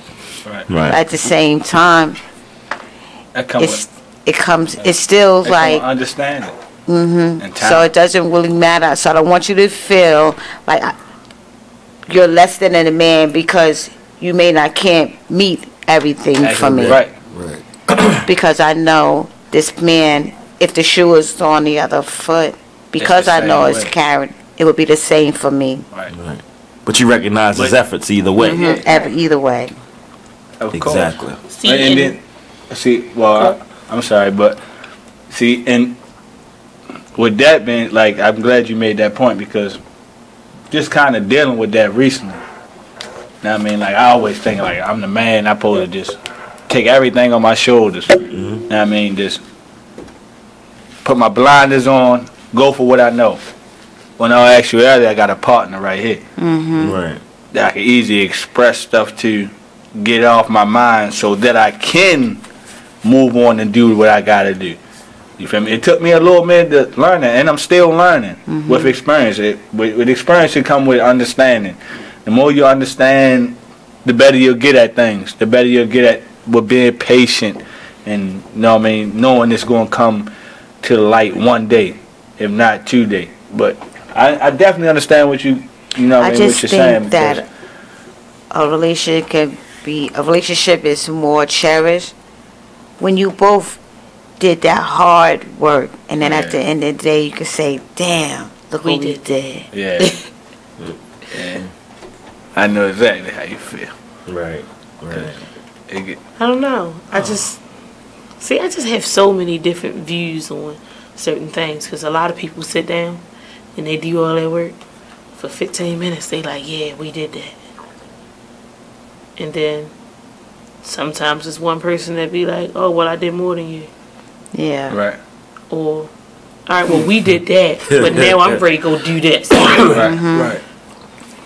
Or, yeah, we did that, but honestly, that just wasn't enough, and I need more from you. It's about the. That's what it individual. is. It's the individual. it's the relationship. Yeah, because you're right. You're right. I mean, because he can have an idea, and you can have all the funds, or y'all can build whatever together. And on the outside, everything can be happy. He can buy you everything. But if he on the road and he running the country telling his story, even if you there with him, you need your own couple minutes. Right. That's just for you and nobody else. And we can sit here and we can read every other word on every one of these pages, as long as that time is strictly for me. And it's being able to fulfill all of those voids within each other. It's not always tangible. Yeah. It's not always tangible. And there's some things that you can't touch, but you can feel it. Like I said, his energy is awesome. Yeah. You can't change that. Can't deny that. That's where it comes from when you walk into a room and they be like, well, why you don't like her? You don't even know her. I feel it.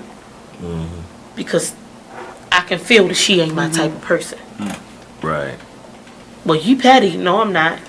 And then when you go along later on down the line and you try to build this relationship, and then you saying, I told you I ain't like her. I get it. But the funniest, like, and this is no lie, no joke.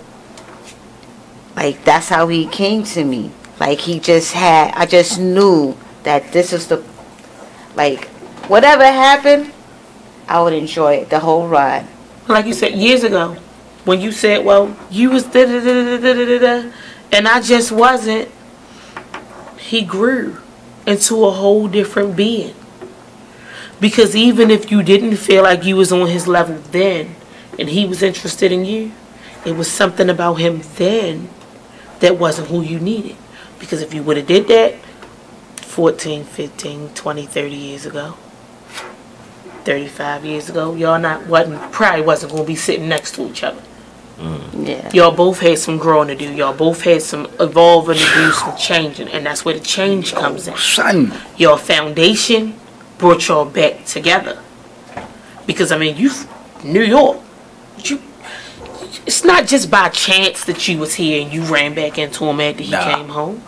You ran back into him because you were supposed to run back into him. And I tell him after you did what you needed to do, and he went through what he needed to do. I was about to tell y'all, it's not by chance that y'all sitting here in front of me giving this life relationship lesson real quick. Cause this, I'm talking about, what she was just talking about straight stem from what I'm just dealing with right now.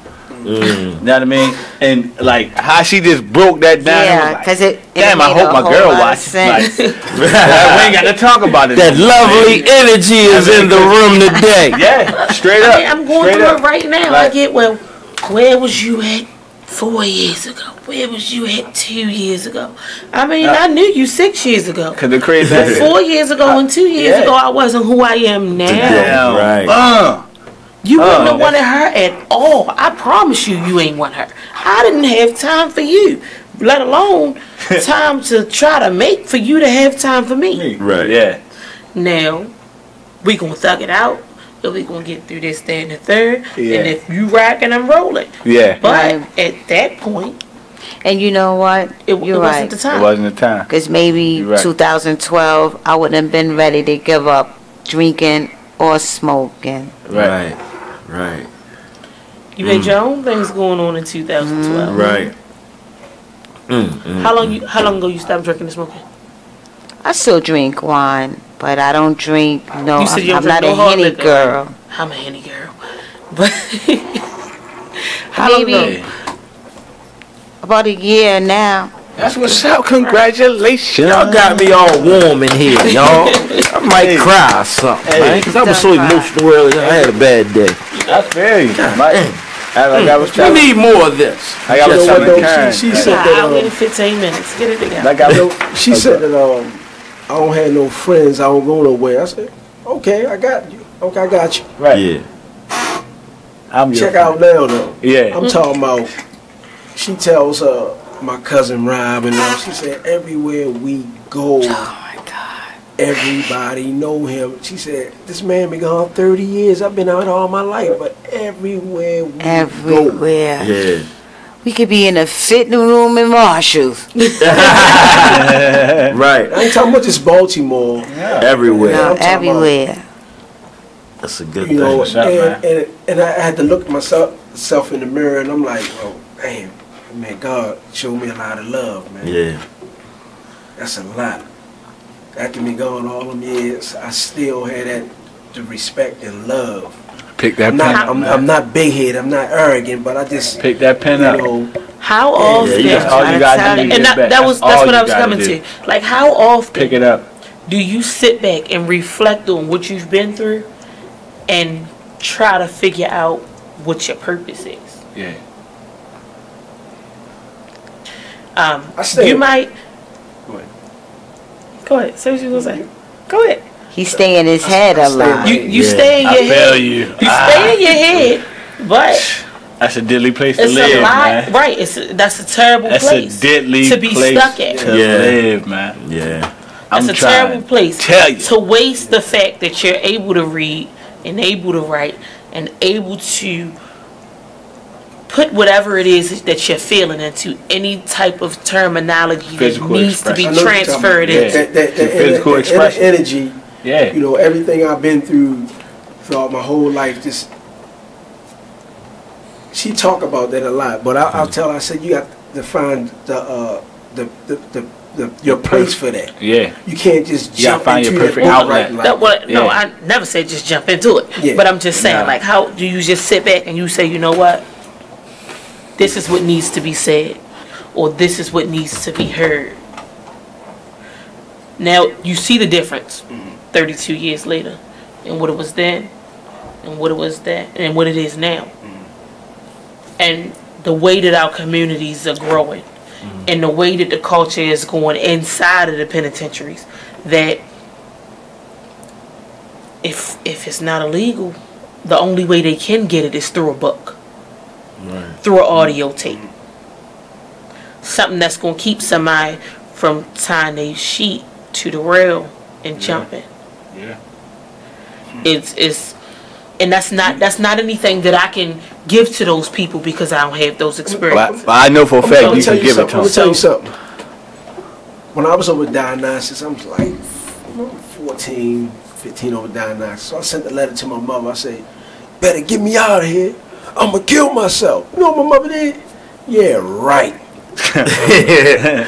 Really, man, because my mother already knew the strength of her sons. Mm-hmm. My brother's already, he was in Hagerstown. My other older brother, he had passed away.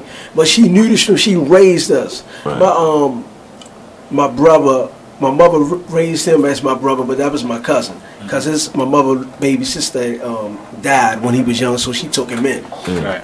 And he told me, since I've been home, he said, man, my mother named Carmelita. He said, man, mommy, man, Carmelita was getting us ready for this shit. Just like this. She was getting us ready for this shit. We ain't see it. Now I'm seeing it. Mm-hmm. She was getting us ready for this, brother. And said, when you went away, you know, all that stuff she was instilling in us. I mean, and then you came out here, man. It's like, I'm not looking at your resiliency, man. I'm looking at how you carried it. You know, it's like you never left. It's like you never left, but when you went away, she didn't have a choice but to build them up. Yeah, and we about to go away one more time, y'all. Yeah, we got one more break, y'all. One more break, and we'll be right back. Keep your hearts filled up. Stay tuned. Don't go nowhere. Facebook people. Nowhere. If you didn't go, they wouldn't be who they are either.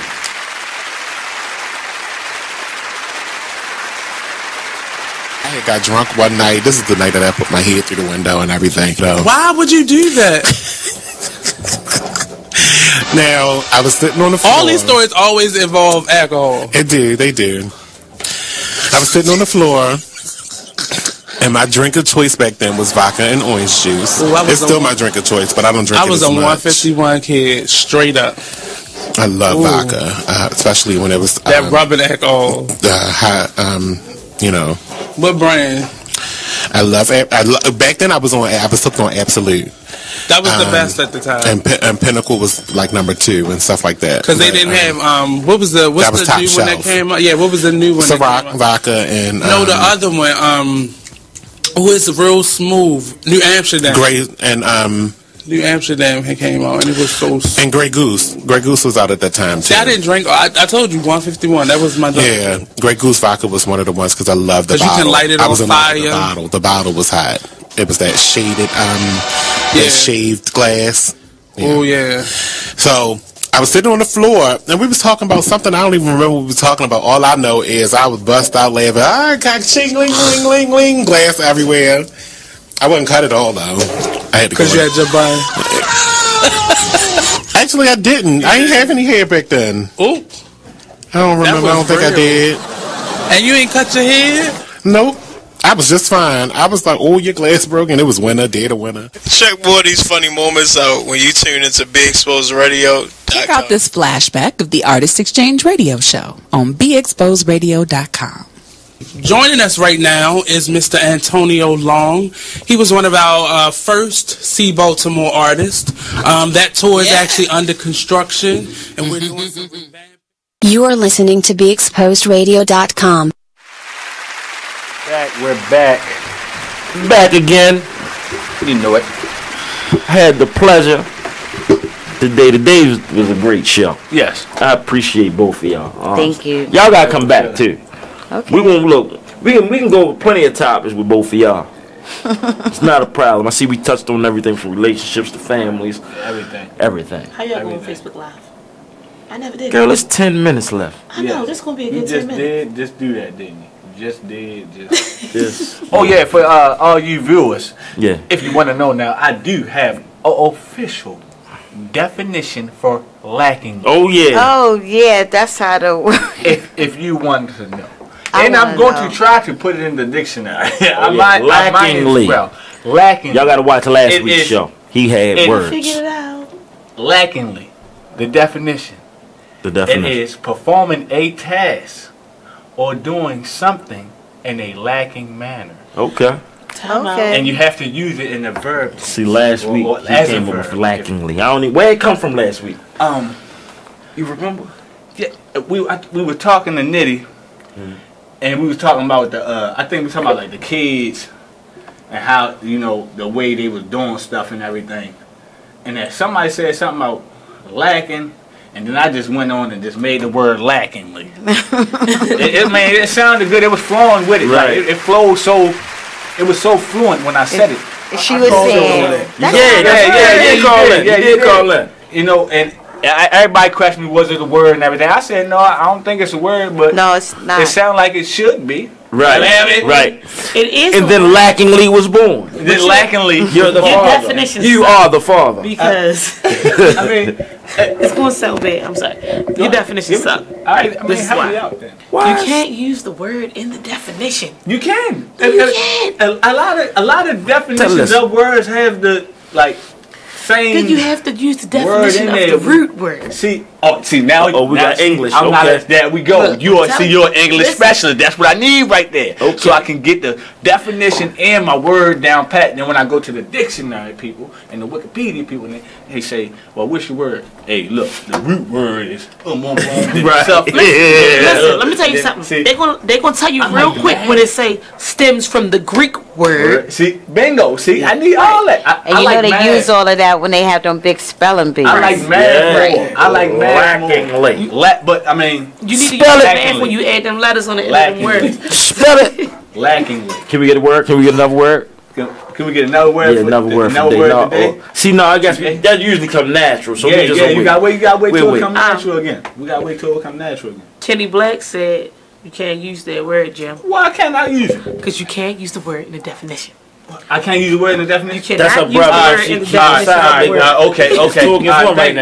Tell Black I said thank you. He can hear you. Okay. Call us up, Black. Do that. 410-702-5657. Hurry up. So we can hear your word. Black might got some words too. Yeah, he just made up this whole word. Tell him give me a word to put in the definition so I can what can we say? Okay. Performing is he calling up what? He said he about to. The word. We're waiting on him. His word is, and I always say it wrong. Yo, what's his word? I can't even say it. What? Let me see. I know your brother vernacular. A word making know another word. Something. Man, hey Black, call us up. What's the word? Black, don't be calling up here, man. First you got to speak to Mr. Forley, man, and his lovely best friend / partner, Miss Kern. Well, first and foremost, I'd like to give my greetings, all of the best ones. Shout out to y'all up there doing an outstanding job. All right. I love the conversation. I love the intel. Thank you. I love the input. Mm-hmm. Quite a few good comments. Uh-huh. Y'all up there sharpening swords. You know Say what I it mean? again. Thank you. But Black, I need your help. Real quick for my live, Kenny. How you say this word? Yeah, what's your word? Say it again. What's your word? Real quick. Well, I mean, what words you want me to give? Y'all jumping on. Y'all talking about a lot, man. No, we want to know your word. What's the word you made? You know, I have lackingly, right? But you just told sis that I couldn't use lacking in my definition, which is, I believe you're correct. But I'm not a big English guy. I love math. All right, well, you blacking in and out, but from what I did hear when I caught y'all live about a half hour ago, and you're talking about black people and the relevance to the city and what's going on and what have you, I posted a comment about when y'all was speaking about the laws and things like that. Black people, the negligence of black people and the actions are the reasons why the laws are the way they are. So we can't complain about those laws unless internally some things change. Like black people, we got a lot of issues, and they too personal. And when black issues get too personal, then they become biased and they become individual opinions. Yes. So that's why black people can't come to an agreement, because our own issues are so strong and are so stout that we can be on the same topic and have the same opinion, but because they're so identified and have their own identity, that the smallest thing can make them seem like they're going in opposite directions. Mm-hmm. Yes, sir. Mm-hmm. You know what I mean? Like black people are organic. Black people are full. The melanin count in the black race is so high, and it's so strong, and it has so much tensile strength that sometimes we can't let our hair down, or we can't be unbiased towards anybody until we are agreed with. You know, we can't be agreed with because everybody has their own stoutness in their opinion or their belief or their view on certain things. Black people got to stop worrying about other people. Like, don't nobody owe us nothing, because everything right here in our hand for the taking. The reason why we put to the side is because that's the only way to keep us isolated. Yeah. You leave us by ourselves, then we left amongst ourselves to argue amongst ourselves, and there's so much to say, and there's so many opinions that all it is a round table conversation, and ain't nobody doing shit but trying to get in the table to talk about some shit. Mm-hmm. You know what I mean? Ain't nobody out there moving. Ain't nobody out there dictating. Ain't nobody out there not taking nothing. Like, black people give too many fucks, pardon my language, about shit that won't change anything. Yeah. You know what I mean? We're giving a fuck. We're worried about the wrong shit. Hey, for real quick. You know, when we all worried about the right shit in our own house or in our own circle, then ultimately and unconsciously we're gonna all end up in the same place.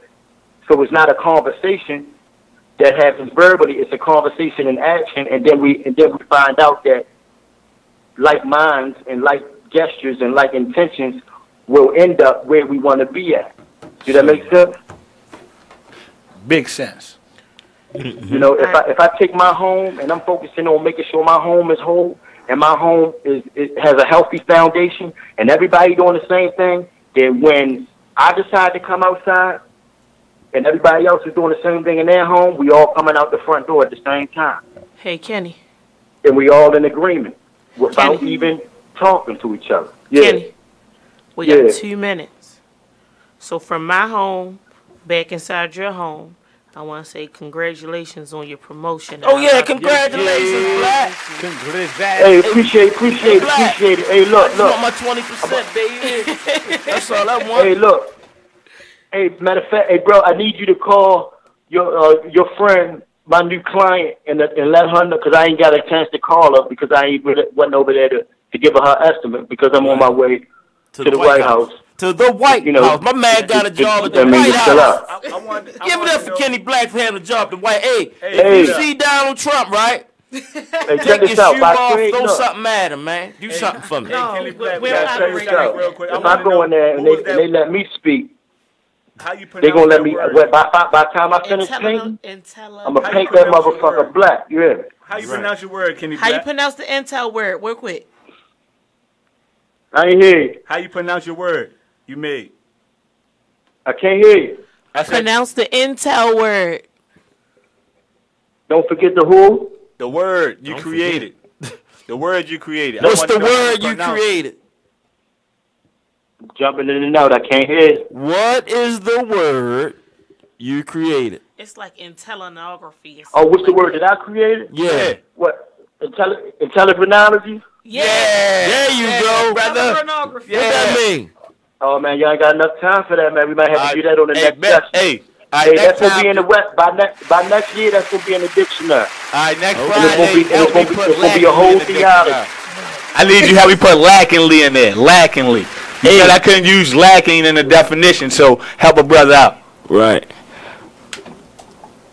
Hey, Black. He gone. Before we go real quick, can you just let everybody know how to find you on social media?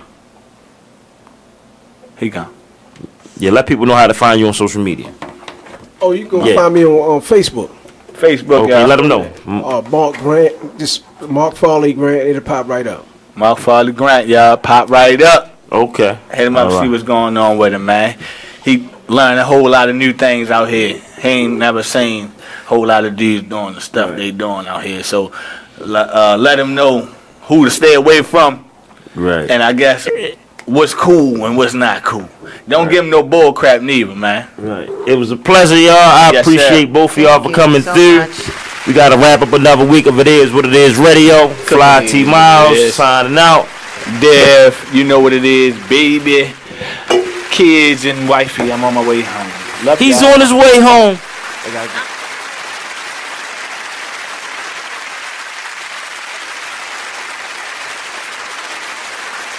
Thank you for tuning in to BeExposedRadio.com.